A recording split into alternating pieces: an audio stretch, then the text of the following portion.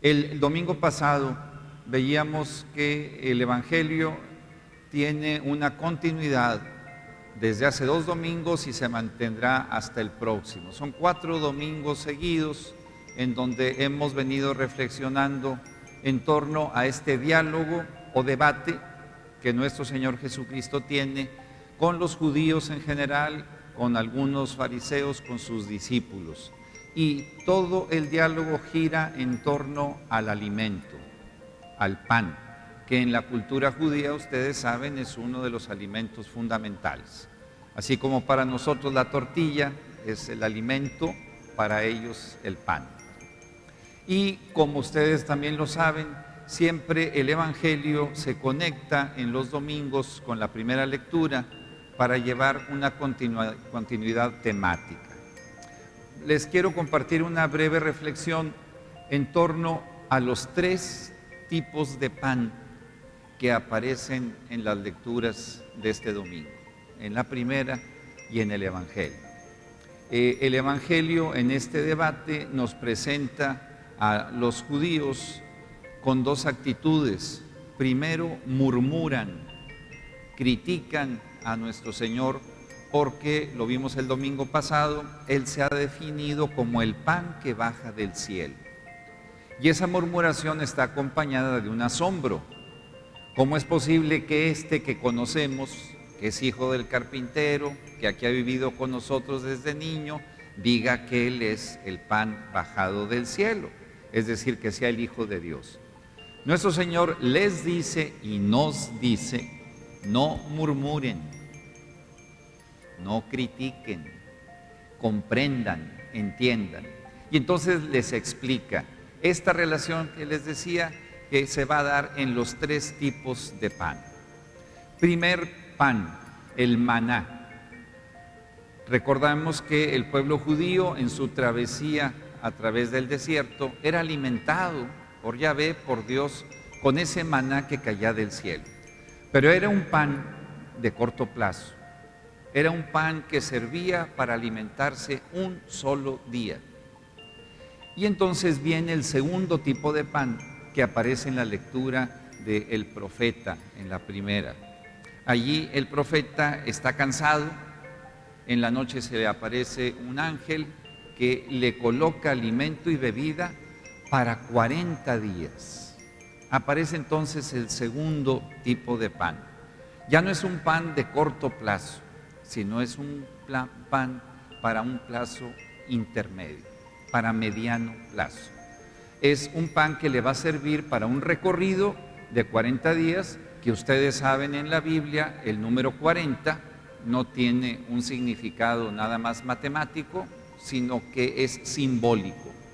Recuerden ustedes que nuestro Señor se pasó 40 días en el desierto, nuestra cuaresma dura 40 días, es el tiempo entonces que necesitamos recorrer, prepararnos, entrenarnos para la gran celebración de la Pascua. Igualmente con el profeta Eliseo, él necesita llegar hasta el monte para recibir las indicaciones de Yahvé, y ese pan le va a servir para 40 días.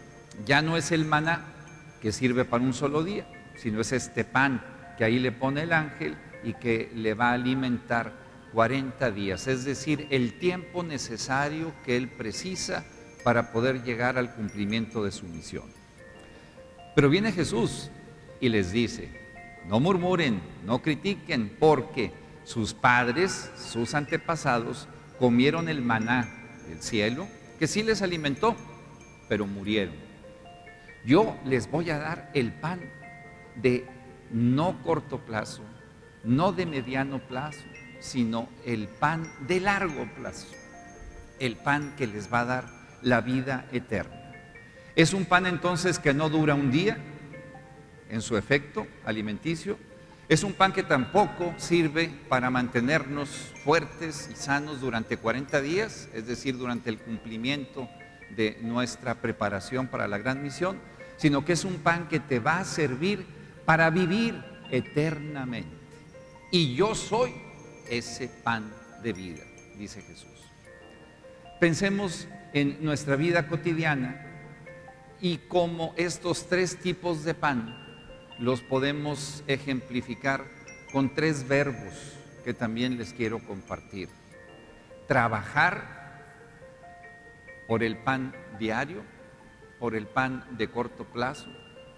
Proyectar, en segundo lugar, por este pan de 40 días, es decir, de mediano plazo, que tenemos que prever hacia futuro.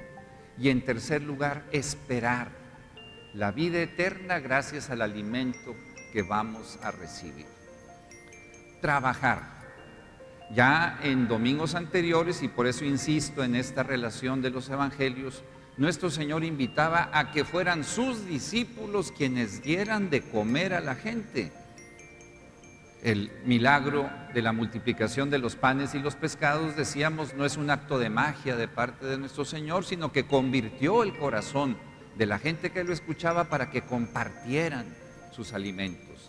Trabajar por el pan diario no es nada más conseguir mi propio sustento, sino hacer el esfuerzo para que a nadie le falte pan día a día. Seguimos en este mundo de tanta abundancia, padeciendo todavía el que personas mueran de hambre. ¿Cómo es posible con tanto alimento que hay en este planeta, el que todavía haya personas que no puedan comer? Tenemos que trabajar por ese alimento que nos da sustento diario. Pero también tenemos que proyectar a futuro. Por ejemplo, hoy vienen a confirmarse seguramente algunos jóvenes y señoritas que pronto se van a casar, ¿verdad? ¿O me equivoco? Sí, ¿verdad?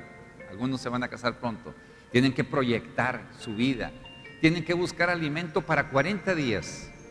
Es decir, para toda esta etapa de preparación hasta que lleguen como familia unida a presentarse frente a Dios.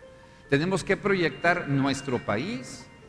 Hace apenas un poquito más de un mes acabamos de tener elecciones aquí en México, y ahorita, ¿qué es lo que hacemos nosotros?